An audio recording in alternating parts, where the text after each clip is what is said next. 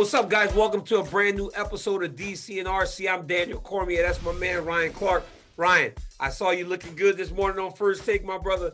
And guess who else looked good? Jamahal Hill. But before we get to Jamahal Hill, let me tell you what we got on this show, right? Angela Hill's going to stop by. And then my friend, my buddy, my brother, the #1 lightweight in the world, Islam Makhachev, stops by to speak to DC and RC. I mean, the guy has told me personally, you understand who he is. I do understand who he is, DC, but I am not ready for this love fest you are about to have. It's going to be cool to have Islam on the show. We have Angela Hill joining us as well. But bro, we got to get back to this fight from this weekend. Yeah. We were expecting explosive striking from these two men, but DC, you got to explain it to me. It's very like usually when I see a guy get knocked out, I go, oh, I can see why that punch had the effect it did. The Jamahal Hill punch almost looked like it grazed Johnny Walker, but I've also never seen a man get hit, bend up, then straighten all the way up after getting hit. Please explain to me how something like that happens, and was that what you were expecting? You don't know what to expect with Johnny Walker, right? But a lot of times, and in the beginning of his career, he was the most exciting guy. He was finishing everybody so fast. But when you get to him and Jamahal Hill, you knew it would be a good fight. You didn't know what the fight would look like. Now, the reason that happens, Ryan, is because all the functions are turned off, right? So you get hit on the side of the head, you get hit in the temple, everything goes out of whack. So your body starts to do things and you've completely lost control of it. And I think that's what happened. And it's also not seeing the strike coming. When you can anticipate, you can clench, you can turn your head, you can roll a little bit, you can tip your head, you can do things to kind of take a little bit off of those shots. But if you don't see them, if they hit you when you aren't expecting it, that's when you go out completely, or you do the chicken dance. I know you've seen a few dudes do the chicken dance. Hey, the legs get wobbly like this. Yes. When you start doing the chicken dance, bro, you start reaching for more like zombie. When you start zombie the chicken dance, it's a problem. And that's whenever your functions are all out of whack, when you get hit on the temple, hit on the side of the head, maybe one strays far to the back, hits you behind the head. You've been hit behind, I'm sure you've been hit behind the head in football, where when you get up, you're kind of like, you've been out. Yeah. Yes. That's what happened. What I think happened to Johnny Walker on Saturday. He got caught with one that he didn't see, caught in a good spot, and everything went crazy. You know, it looked to me, DC, and you have a better eye for these things, that Johnny Walker wanted to be more active in this fight than he was against Thiago Santos. Yeah, it seemed like he had a mindset of, okay, I'm going to take the fight to Jamahal Hill, and even in some of those situations or in some of those exchanges, I watched Jamahal Hill back up a little bit and gather himself. Do you think Johnny Walker's aggression played against him at all, fighting a guy that has such power in his hands like Jamahal Hill? It's very deceptive power too, Jamahal Hill, right? Because he's tall. Generally, those really powerful guys are like short and kind of stocky, like Rumble Johnson. Rumble Johnson looks like he has a lot of power. So when he was knocking everybody out, it was no surprise. Right. With Jamahal Hill, he's kind of tall, skinny, plays basketball. Every fight week, Ryan, I see him on the basketball court playing basketball with his team. But he hits as hard as anybody I've seen at 205 in a long time. Johnny Walker had to be more aggressive because he fought that fight against Santos and lost and was almost comfortable in losing. But I think that it was not only Johnny, I think it was Coach Kavanaugh. They went back to SBG Ireland and built a game plan to try to give him a chance. Now, when you give yourself a chance, at times you got to die with the sword. And I think he lived by it and he died by it. And that aggressiveness did cost him, because you don't know when you're in there with Jamahal Hill, the dangers, because again, like I said, it's deceptive. He doesn't look like he's going to shut your lights out, but he has all that power that does it time and time again. And I do believe also it's in the opponent. Like I said with Derek Lewis, RC, Derek Lewis was more confident against Ty because it was the opponent. Ultimately, he got knocked out. And I think that when when Johnny Walker saw Jamahal Hill opposed to Thiago Santos as his opponent, he was more, this is the type of kid I can put out. And ultimately it cost him. And so now looking at, because listen, Johnny Walker was a guy, especially early on in his career, that many people thought could challenge for a championship belt. Yep. And now with the way that Jamahal Hill has won, especially the last 2 fights, the type of explosion we've seen from his hands, what do you think the next step for him is? And can we eventually see him with an opportunity to contend? You know, I think it has to be the right step. Because we have seen him go before where he's beat 1-1-1, taking a big jump, and then he got taken back. I'm not sure. Might have been Glover Teixeira that beat Jamahal Hill. I'm not exactly sure. Yeah. Who it and you was. also remember the arm injury as well? The arm injury. He got it. No, you know, it was Paul Craig broke his arm. Yes. That was the fight, right? So he got a jump when he fought Paul Craig. Paul Craig broke his arm. He went back to work. He started to build. Now he needs to get another Paul Craig type of opponent, but be better prepared for it in order to win the fight, because you only get so many chances, RC, right? You go, you win. You get a guy with a name, you got to beat that guy. You don't beat that guy, and then you don't beat that guy again, then you start to fall into that territory of a guy like Derek Lewis we talked about a couple weeks ago, guys that are used to elevate people. Jamal's still very young, so he has time, but when you're young, you got to take advantage of the opportunities. I'd like to see him in there with a guy somewhere in the 6 to 10 range that can elevate him into the top 5, because light heavyweight, for as glamorous as it was or it's known to be, does have a lot of guys that are up there in age. So you want to see younger fighters making their way towards a championship. Yeah, and so with that, DC, what do we do with someone like Johnny Walker, who was a rising star and everyone would expect by now would be one of those names at the top of the division? You know, man, it's crazy. It's so crazy, and it just tells you how quickly the game changes. I mean, he was the man, Ryan. He goes into Madison Square against Corey Anderson, expected to just dominate, and almost, I think it was near the title shot. Corey knocks him out, and then it's been misstep after misstep ever since. He's in a weird spot. But, again, he's young. He's exciting. And when you're like that, when you have that type of style, a couple explosive performances and people forget that's the beauty in mixed martial arts. It's a really what have you done for me lately type of fighting sport organization at UFC. We have seen guys that have long struggled go home, get worked on, get fixed. I mean, Charles Oliveira, right? People don't even talk about all those losses anymore. Only the opponents, because they're trying to hold on to the Charles Oliveira of before.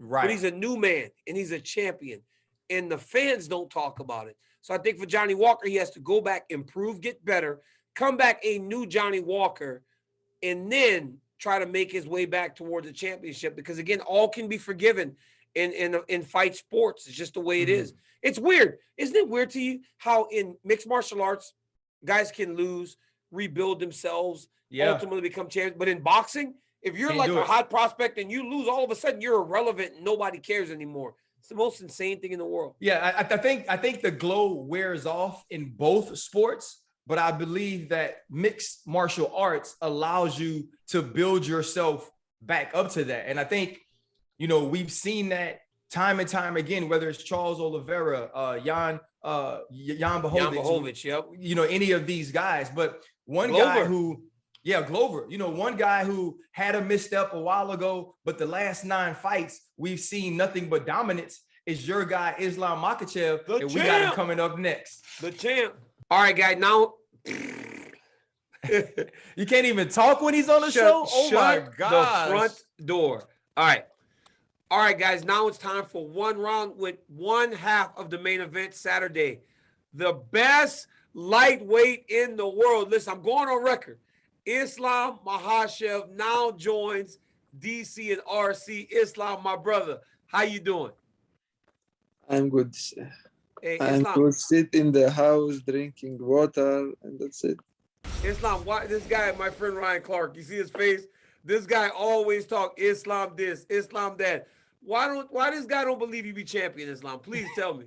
He know because he know this, but I think you know too, brother. You tell him or I tell him always, but this guy, oh, you love Islam. Why does guy act like this? Because, brother, you have to. You team captain, brother. Exactly. Thank you so much, Islam, for finally saying it. Like, But he I has don't to know. love You you. see, one thing. You didn't come to training last time, like last my training camp, brother. We have to do something, or we're gonna change you, brother. We have new captain, brother. Velasquez, brother. He all day, 24/7. He in the gym. He's the man. Islam, how you feeling as you get ready to fight Bobby Green on Saturday? It was supposed to be Beneil Dariush. He got hurt. How excited were you that you got to still fight and that is Bobby Green as the opponent? I'm so excited for Saturday. I'm a little bit sad because the Benil like injured. It's good. I really believe we're gonna fight again. Maybe next year, or maybe this year. I heard some he have like very bad injuries. He broke his legs.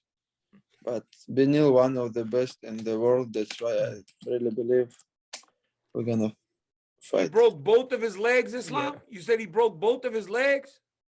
No, just one legs. Just one. My manager said because we have same manager. He said he have very bad injuries. Wish him speed recovery. Yeah. Islam, is it really difficult when you've been preparing for Beneil all of this time and now you have to fight a guy like Bobby Green who's very different in his style? Does that add difficulty to this fight for you? No, same. Doesn't matter if they change opponent for me like Friday. Doesn't matter who, because same plan I have always, and I training hard all the time. That's why it doesn't matter who is opponent.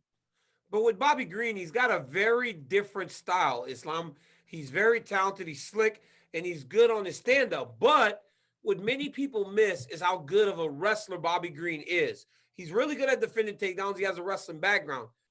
Who Do you said? feel? Listen, I'm telling you. What do you mean? Who said? Who said? What do you mean? What do you mean? Brother, he have good boxing and that's it, man. Don't The say guy, good he has wrestling. he has a wrestling background, Islam. Maybe he watched some wrestling match and that's it, brother. So what you're saying, Islam? I That wrestled brother all my life. yeah. He has some So, background. so you're basically saying it doesn't matter if he has a wrestling background because you're elite at it. You're one of the best in the world. Is that going to be your mindset going into the fight, knowing that Bobby Green is great on his feet, is attack him, pressure him, get him to the ground, and hopefully submit him? Yes. I think I hope I'm gonna finish in first round because I know my grappling skills. I know my wrestling skills. I'm gonna take him down, make him a little bit tired, and make him tap. This is my goal. You were fighting I have Beneil to show Dariush. people. Was that? I have to show people my level. Yeah. You're supposed to fight Beneil Dariush, who's very high level, high ranked. Do you believe that Bobby Green was the first guy that they offered this fight? Because Dan Hooker said that he thinks many people got offered, everyone turned it down, and Bobby Green is just the one that said yes. Yeah, I when Ali called me and say Benil have injured, I tell him, hey, we have RDA. He's supposed to fight with Rafael, but Rafael have some problem with visa. I say, hey, he's ready, I think. Call him, and he say he don't want. I say, call Tony, call Gillespie, Michael Chandler, someone, and just Bobby give me answer, and I think this guy need some little bit money. That's why. All this guy from top 10, brother, all people talk too much and that's it. Because without rankings, we have many good fighters, and everybody know very hard to like jump to top 15. We have to change all these old people, from top 15, and very soon we're gonna change King in 155. Very soon we're gonna change this division, brother. I mean, that's what it's about. A guy like DC, he's always rooting you on, man, always big upping you, telling me that you're the absolute best. Do you think you have an opportunity to be the champion at 155 by the end of this year? Yes, I think so. Okay, I'm gonna beat Bobby. Who we have now for the title fight? The Justin and Oliveira is gonna fight soon. Who we have? Like Benil, he injured like maybe 5 6 years, 5 6 months. But the other people who we have there, 150. What do you think they say? Yeah, I think that honestly, I think you're the uncrowned champion in the division. I just didn't know if a win over Bobby Green holds the same merit as a win would have over Beneil Dariush, but obviously you feel as though it's still going to be enough if you can get your hand raised impressively this weekend. You know, I really believe because I'm deserved. This is gonna be 10 fight win streak, and I think 10 fight. This is like key for the title fight. That's why it doesn't matter who. I never ask for somebody like from rank. I just ask all the time from someone from rankings. They give me all these people. I smash all of them. That's why I just did my job. You know. Yeah. I have to beat this guy. I have last 3 fight. I'm finish all my opponents. And next Bobby Green.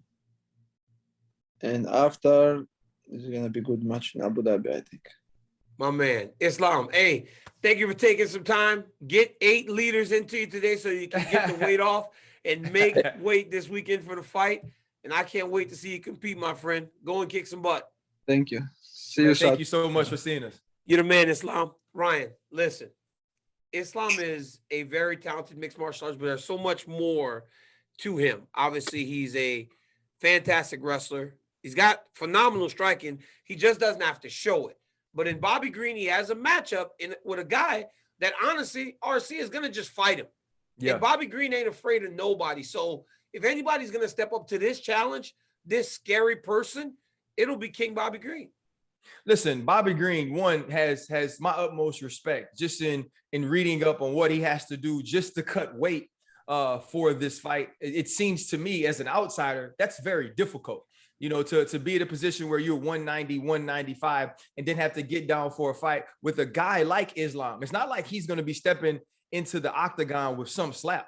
This guy is top 5. Many people believe could be the next champion in his weight class. And Bobby Green is stepping in there after just finishing a fight. But I listened to you talk to Islam, and you spoke a little bit about Bobby Green's style. Also the skill level. Do you think this will be a tough matchup for Islam, or is it like many of the other fight where he just kind of imposes his will on his opponent and fights the fight on his terms? You know what's crazy, Ryan? Like when I think about Islam Makhachev and his fight against Bobby Green, I think about 2 things. One, the style obviously would be an issue for Bobby because of the wrestling, but because the fight is contested at 160, I believe, now Islam doesn't have to pull those last 5 pounds off. That is usually where he struggles the most with the weight cut. So he'll feel a little bit more refreshed. The moment that the fight was announced, I'm talking to Habib, and Habib texts me and goes, brother, 5 extra pounds. This is crazy. Like everybody knows 1 extra pound, you know how good you feel when you don't have to suck that last bit of weight off. So I imagine that he'll be stronger going into the octagon on Saturday. He'll feel more refreshed going into the octagon on Saturday. And when you just look at the matchup style-wise, it seems as though it's a difficult fight for Bobby Green. But as Bobby has shown on so many occasions, it don't matter. Like, you know, when he fought Fazeev, he lost, right? But it was an absolute barn burner. He goes and he starts his ally Quinta in New York City on Al's home turf. Then the fight that he just had in Houston against, I can't remember the kid's name, from Canada, really talented. What's his name? I said I'd say it, but I'd mispronounce it. Yeah, but it don't matter. Just say it. Say his name. I don't know. I can't remember the kid's name right now. But talented kid. But Bobby just outclassed him. So he shows on so many occasions that he can do so much more than people expect him to do. But look, you heard what Islam said just now when we said Bobby has a background in wrestling. And Bobby was a high school level wrestler. Islam goes, who said that? And he almost is dismissive of Bobby in that realm of the fight. And if he's dismissive, man, he'll be more confident and attacking his takedowns, which makes him more dangerous. Well, I mean, even with being submissive, and we watch what Bobby was able to do against Nasrat in his last fight, right? There you go. Hey, that was good too. That's his name. Haq Paraz. Nasrat Haq Paraz. Hey, I wasn't gonna try to say the last name, bro. and so like you see some of those things. You know, I was talking to one of my best friends yesterday, and we were actually speaking about you, and we were watching fights at the time, and I was saying, like, I would never try any of you. You know, if a dude's fighting at 125, like, I'm not trying to fight Davison Figueiredo. Like, I know I don't have a win. Where is Bobby Green's win against Islam? Where does he find a way to get in, and where do you think he can, I guess, pull the upset? You know, I would love to get a hold of the odds for this fight, right? Because I think in the odds, we learn a lot. And I know that, I mean, we saw with Juliana Pena, she was plus 800 and she beat Amanda Nunes. But very rarely does someone overcome steep odds, especially steep odds in what I expect Bobby Green to be facing. So when if I am tasked with finding a path to victory for Bobby, it's obviously defend a takedown. You got to defend a takedown first and foremost. You got to be in phenomenal shape. We know Bobby can fight when he's relaxed, because when he's relaxed, he's flowing, right? He kind of rolls his shoulders like Floyd. A lot of the big old-time boxers. Bobby's plus 500, plus 550 right now. Islam's minus 800. The last time I was minus 800 was against Dan Henderson. And look at how the fight looked between the two of us, right? So it's like you have to take into account what he has in front of him. But it's keep the fight standing, but keep the fight contested within boxing range, because Islam can kick. Islam can strike with the hands, but he isn't as clean as Bobby Green when it comes to just straight boxing. So he's got to make the fight more of a boxing match if he really wants a chance. The problem with the boxing range, RC, is that when you're in boxing range, you're in wrestling range. You get taken down, so you're close if you're fighting with just the hands. So if I had to pick a path, I would say that it would be in the boxing range. But unfortunately, in that boxing range is where Makhachev can get to him and use his combat sambo background wrestling to get him to the ground.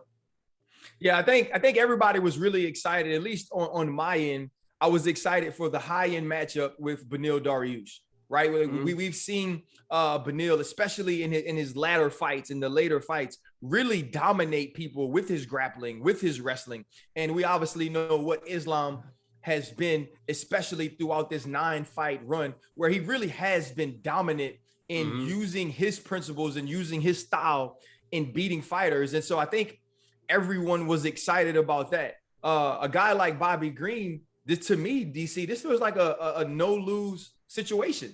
Yeah. Right. You're coming off of a fight where you dominated, right? And you dominated in impressive fashion, in explosive fashion, you know, in between rounds, barely breathing hard, hands down the entire time, picking your opponent apart. That's not what anybody is going to expect from this fight, nor would anyone expect him to win. And so whether he makes this fight competitive, whether this goes to a decision, or if he wins, I feel like it puts him in a great position. For Islam, does it take a dominant win for him to have the matchup with the winner of Oliveira Gaethje, or does he have to have another fight no matter what to get that opportunity? You know, when you were speaking about Bobby RC, it's house money, right? Anybody that's ever spent any time in Vegas, anytime you've ever spent time in anybody that's gambled even a little bit, the time you make the most is when you're done using your money and you're just playing against them again with the money that you've won.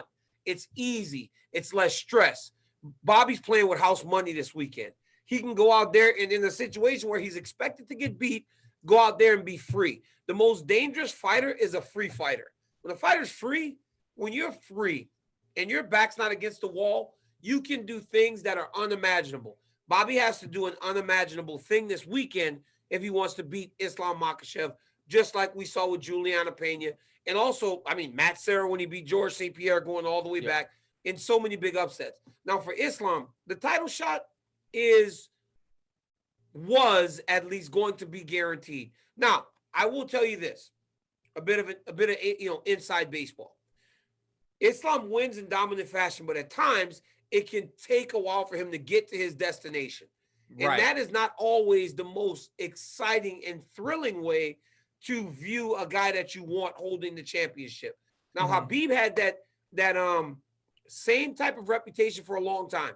And then he started to beat guys a little bit more dominantly. Yeah. And then he fought Conor McGregor. And when he fought Conor McGregor, it elevated him to the next level. Who's going to be that guy for Islam that almost makes him shed that label of a guy that has to wear you down over time in order to get to where he's going? I think an explosive performance this weekend, another fight in which he dominates like he did Dan Hooker. 1 round, 2 rounds, exciting from the start. Then I believe he goes to Abu Dhabi, like he said. He's pushing hard for that, right? The Middle East is massive for these Russian fighters that are Muslim. And Khabib was a massive star over there, and Islam is trying to follow in those footsteps. So I believe that if he dominates, he goes into Ramadan later in the spring into the summer, and then after that, he goes right to Abu Dhabi, and I think he fights the winner for the championship. But I do believe he needs to look impressive on Saturday.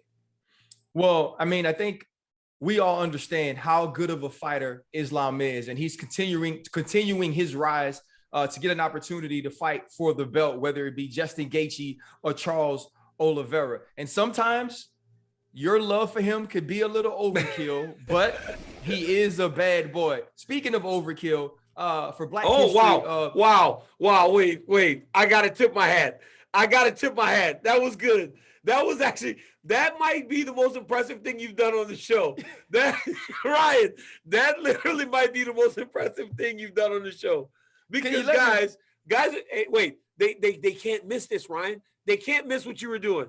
Guys, what he was doing, he said that I may be overkill with my love as he's about to introduce Angela Overkill Hill. Ryan, that was good, my friend. Well, but listen, man, for Black History, always Black History Month representation, we got Angela Hill coming up. First Black female fighter in the UFC. I've always been a fan of those old school 70s flicks with Pam Grier in it. Those movies were just inspiring, like having a strong Black female role. She's rocking the afro in a lot of her films, and I always wanted to embody that. I think I've always been inspired by her presence, seeing her fight scenes, and she's hitting like karate chops and kicks. There was a student film that I did, and I played Afro Mama, and it was basically a version of that. Ever since then, I got like that taste of just being a badass. Maybe that did spark an interest in MMA, I don't know. I think when I'm fighting, I'm still playing a role. My face changes, I get a little more serious, I'm more focused, and I feel like I'm playing a tough guy or a tough girl. I'm playing Pam Grier. I don't think it's hard to get in that mindset when someone's trying to beat your ass. So it's a cool little switch that you have to flip. Well, DC, after you messed up my intro to Angela Hill, we now have her on, man. And first of all, Angela, we just want to say thank you. And you did something really cool for Black History always. And for Black History Month, representing, you got an opportunity to do a shoot. It was like the Foxy Brown inspired shoot. And I mean, Foxy Brown, Pam Grier, she was groundbreaking. She was someone who was a trailblazer, but you've been the same thing in the UFC. What has that honor been like and responsibility that you feel like you have in being the first Black woman to compete? It's been a roller coaster ride, to say the least. I don't think I realized I was doing that when I was doing it. And I think that's what happens a lot when people become the first to something. They're kind of just doing something that they really wanted to do, even though they didn't see anyone who was doing it that looked like them. And then someone tells you, oh, hey, you're the first to do this. And you're like, oh, no wonder I'm the only Black chick in the gym. You know, like it's right. Like, it makes you, it puts things into perspective, especially when you think about who's watching your career, who's paying attention to the decisions you make and how you carry yourself. And I've always tried to carry myself in a way that I'd be proud of if my younger self saw me and looked up to me. So yeah, it's been a roller coaster ride, but it's been fun being being that figure and being someone to, I don't know, inspire a little bit. You know, you become inspiration whenever you carry and lead in the way that you've led. But when you find yourself in these positions like this, Angie, and now as we're in Black History Month, the UFC starts to recognize it and people start to take note. How gratifying is that for you? Because I know as a guy that is put in those positions a lot of times, it feels good to know that we are inspiring kids from the areas that we grew up in to know that this is an avenue to be successful in, not only in the cage, Angela, but also now behind the microphone as you're doing now. Yeah, I don't know. I think if anything, it makes me work harder, you know, like anytime I'm studying for something, you know about that studying tape. I make sure I study tape extra hard, just because I don't want people to think that I'm a diversity hire. And you get that a lot. You get that critique a lot, usually from people who've never done anything themselves of note. Right. But at the same time, you want to prove them wrong twofold. You want to go the extra mile just to show, hey, I'm good on the mic. That's why they brought me in. It's not because I'm checking a box. You know, I'm a good fighter. That's why I'm still here. Not because they're checking a box. Not because they need diversity in the UFC. They don't. Like, they need me because I'm an exciting fighter, and there aren't that many in the strawweight division. So I feel like I'm always trying to prove something, not just to myself, and not just to my fans, but to my haters as well. I want them to know, like, hey, I'm here for a reason. And the fact that I'm Black is just inspiring other people who can be here. It has nothing to do with the reason I'm here. Yeah. So, you know, I come from a very different sport than you guys. The sport I play is majority Black. It's actually 70% Black at the professional ranks in the NFL. And so it was different for me now starting to cover the MMA and starting to cover the UFC with DC. You know, I've received a lot of that hate, a lot of people saying you don't understand what you're talking about and those different things. And sometimes I'm just like, dang, man, like, I just wish I could do my job. Like, I just love it. Like, I enjoy watching, I enjoy studying it. Was there ever a time throughout your fighting career that you felt like, you know what, I wish I didn't have to carry the burden of being the first. I wish I didn't have to try to inspire people, and that I could just walk into the gym, or I could just walk into the octagon and train and fight? For sure. You never feel that in the gym. I feel like the gym has always been a very accepting place for anyone. But once you get in the limelight, and I didn't really feel this until I got onto Tough, but that was actually my quote unquote second MMA fight. So my entire career in MMA has been in the limelight. So I've gotten that criticism a lot.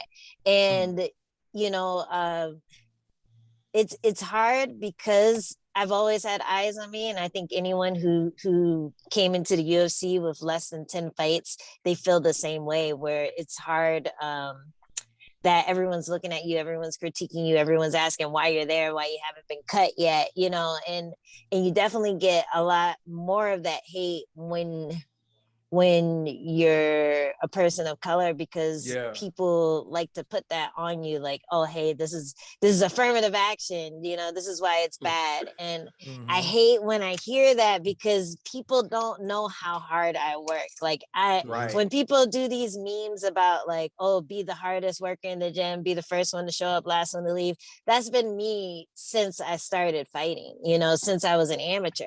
I've always been like that. Even when I didn't think fighting would do anything for me, I just enjoyed it so much. And I've always been a hard worker at everything that I've done, whether I was in art school, whether I was like, you know, just drawing caricatures, like at Six Flags, like every job that I've done it to the best of my ability and then some. So it does hurt when you hear people say stuff like that, as if you didn't work your ass off to be there. So I think if anything in the gym, that's why people don't say that because they see you. They see how hard you work. Like my teammates are always my biggest fans because they want it to work out for me because they see how much I put into the sport. And, you know, if anything, just going on and being happy with my career at the end and representing myself in a way where my family and friends will be proud of me, it blocks out all that extra noise.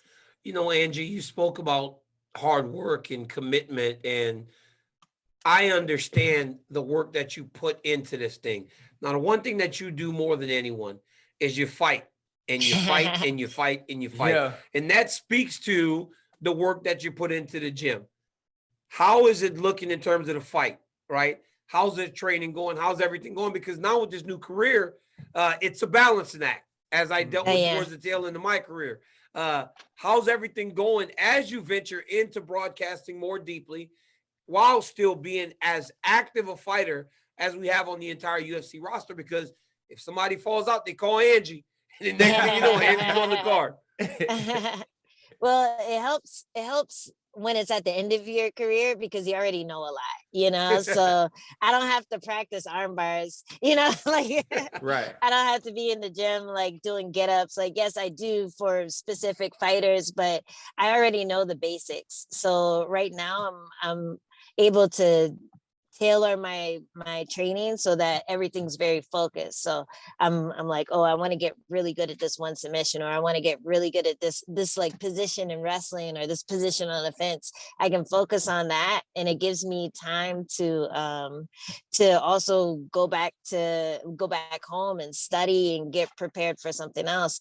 And a lot of my studying has actually, and you hear this a lot, but a lot of my studying has actually improved my fight game because I see these positions that I'm learning for the first time, and I'm like, oh, they used it this way, or oh, they used it that way, or they took this risk, but it worked out. And it gives me more confidence in trying new things and thinking outside of the box and making up my own strategies. So I do really enjoy studying fights for that reason and doing the broadcast side. And it's cool to see what everyone else reacts to as well on the broadcast side, because as fighters, you watch fights in a different way when you're looking at it as like an entertainment, as a form of entertainment, as opposed to just looking at it because you're like in the fight and you know what they're doing.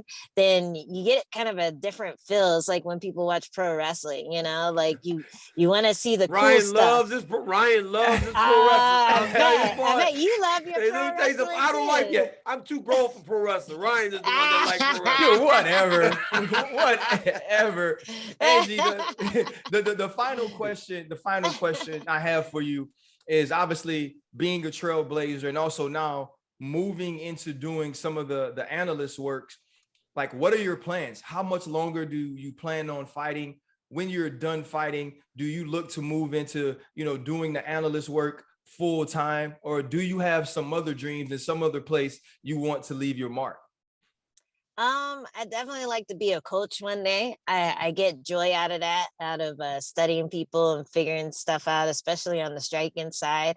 So I definitely like to own a gym. I always had a dream of having a bar too, because both me and my husband were bartenders before we were fighters. Okay. So I want to open like a bar/gym. Like you can come in, have a drink, and then train after you get drunk. I don't know, or vice versa. It's probably better. I don't think training once you're drunk should be not good. You're gonna deal with a lot of injuries and lawsuits. That's true. Especially not wrestling. Like do something a little looser. I don't know, jiu-jitsu. But that's one thing, but also the broadcasting thing is something that I really enjoy. I like being a talking head. I like staying in the sport that way. It keeps you young, you know, it keeps you interested in it, and it keeps you excited about it, seeing the progression of progression of the it keeps going right here. Hey, that's so fighter. That is so fighter. That is there. Like, God damn it. I don't know how Clay Guida does it, man. But yeah, I'd love to do all that stuff in the future. Angie, thank you so much for joining us. Thank you. We appreciate you taking the time and continue to inspire young women across the world. Black, white, yellow, red. Yes. They all look up to Angela Hill. Absolutely. Because you are an absolute savage. Thank you again, Angie. Thank you Thanks so for much. having me, man. Same to you guys. Same to you. Thank you. RC, you know what time it is now.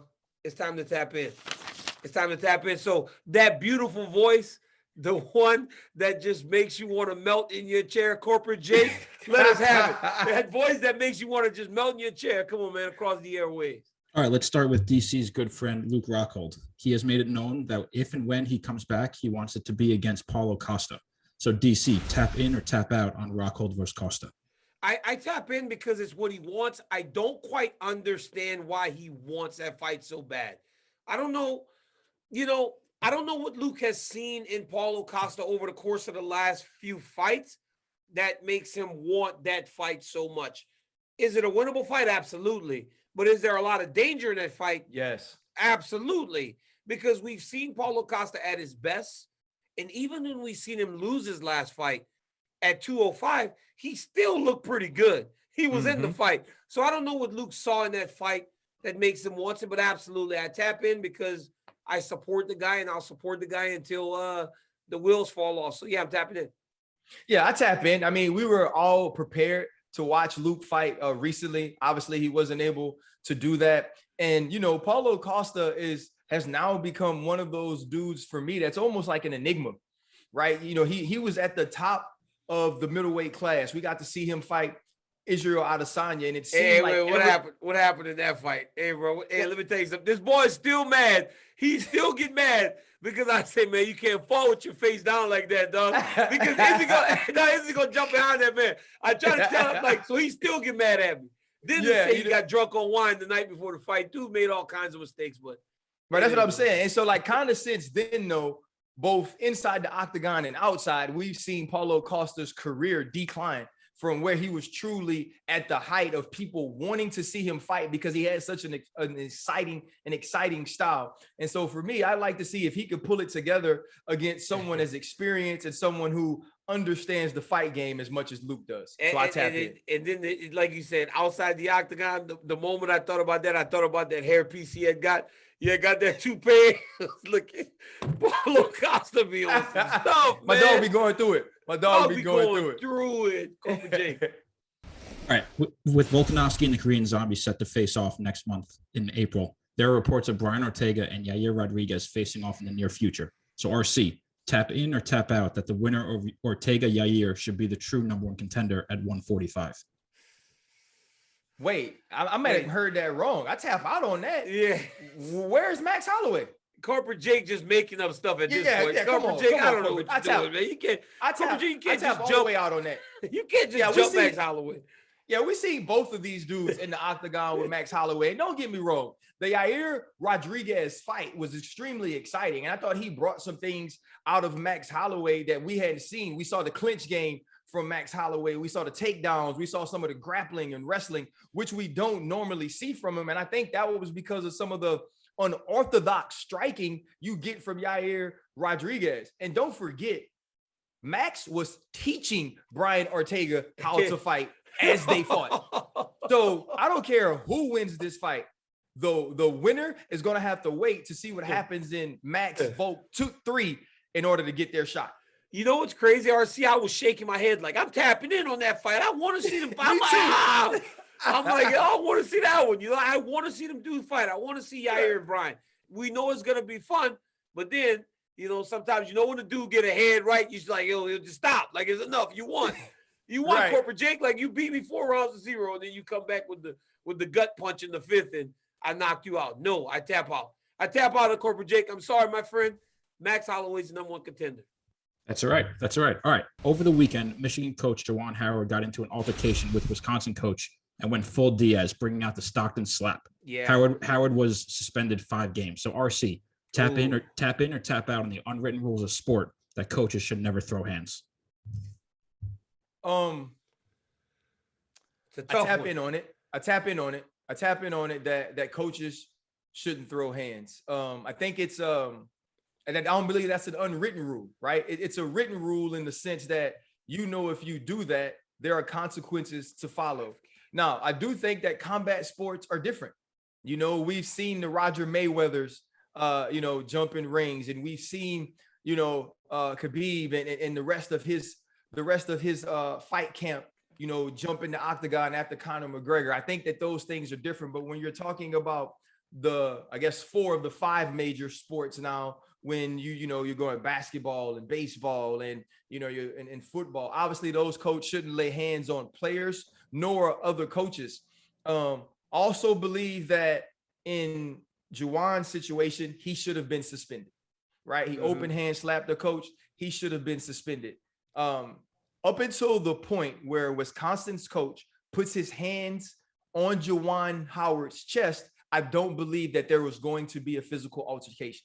I believe there was unsportsmanlike conduct from Juwan Howard. I believe he was upset over things he shouldn't have been because he was still pressing, and that coach was calling timeouts because he was continuing to coach, and he should have had enough sportsmanship to shake the coach's hand, but he was going to walk around him and move on. The other Wisconsin's coach stopped him and put his hands in his chest. And I do believe that once you put your hands on me, all bets are off. If you get slapped, if your homeboy gets slapped, if anybody gets slapped, it was started because you put your hands on me. And I also believe some fault has to be on him as well. 5-game suspension, kind of surprising. I thought it would be much longer. I thought the situation, I thought it would warrant much more than 5 games, honestly. Just because I know how universities react to these types of situations for the most part. Here's where I agree with you at the end. You can't touch another man, but we have seen bad coach behavior for so many years. Yeah. We've seen going all the way back to Bobby Knight throwing chairs across the court. We have seen people take their team off the floor. We saw John Thompson, the great coach, do that before, where they just leave. We have seen bad coach behavior before.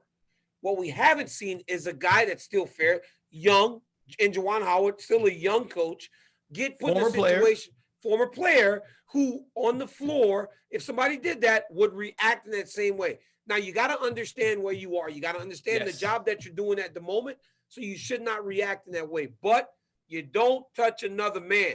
You don't put your hands on another man's chest saying, talk to me. Because you know what immediately happens? When someone tells you, if you and I, Ryan Clark, regardless of what you say, if a fighter comes up to you and you're walking away and I grab you and go, hey, man, talk to me. You can be like, dude, what the hell? No question. It immediately changes, and all, like you said, all bets are off.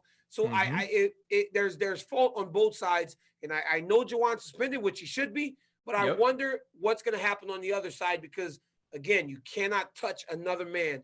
Never in those situations. I agree. All right, guys, last one. RC, it seems that you are in day 2 of your new diet, and I know there has been some talk of a diet on this show in the past. So, DC, tap in or tap out, jumping on RC's diet plan for your upcoming role in Warrior? Tap out, because I'm going to do it. I did it my way. Bro, that's the lazy way, bro. You remember that song? Hey, remember the great Bernard Hopkins would come out to the ring at 40-something years old, and he would come out to My Way. And everybody was like, man, the execution, he's got the executioner match, and he's coming out to Frank Sinatra. It just doesn't make sense. But what also didn't make sense was that he was in his 40s and still winning middleweight world championships. So for me, it doesn't make sense to you, but it makes sense to me that I would do it my way, like the great Frank Sinatra sang on so many different occasions. I think my way. So I tap in on DC intermittent fasting with me, on DC cutting out sweets and alcoholic beverages from his diet. You don't drink? You don't drink anything? I do, but we're going to cut it out Monday through Friday, DC. Saturday, you can do what you want. Sunday, you shouldn't drink because it's the Sabbath. Let's remember it and keep it holy. And all I'm saying is, DC, but why in Louisiana is Sunday the day that people get the most drunk? That's our people. That's because we backwards as hell. Because we know Monday coming and we got to do the rest of the week and people got to go to work. So Corporate Jake, I tap in on DC joining my diet and also us documenting it on the show. Sometimes I feel like Lex Luger. You remember Lex Luger when he'd be like, Sometimes I look at myself in my shirts and I'm like, man, I kind of look like the total package, Lex Luger. You kind of look like Kamala. So, let me tell you who you look like. people, if you knew what Ryan's wearing underneath that preacher shirt, you would be like, wow, Jody, you look like Jody from Baby Boy. I cannot believe this guy dresses like that. Ryan, take it off. Take off your shirt, Ryan, please. Come on, show him what you're wearing underneath that shirt. Ryan, and his arms so big. Who would have thought your arms big like that? It looked like you've been working out in prison, doing push-ups. Bro, you are ridiculous. So honestly, man, it was a great show. I'm excited you got to come and talk to Islam and say how awesome he was and how amazing he was. It was truly an honor to talk to Angela Hill for me, someone who's a trailblazer, and then obviously continuing to show her excellence, moving in to analyzing the game, and just how personable and welcoming she was, and having a conversation with us, man, made it feel like it was just three people chopping it up, and that was really dope. But DC, you're getting on my diet. She's one of the nicest people that you've ever met, Angela Hill. Islam is almost like, I hope that he goes out and competes the way that he is, because he seems very confident, and hopefully that earns him a championship fight. It's always fun, RC. Every single week I look forward to this, and it feels good to be able to see you. But I mean, come on, man, show him a little bit. Ryan, take off that shirt. Nah. Ryan, come on, man, show him a little bit. No, listen, Ryan, if I'm they take it off.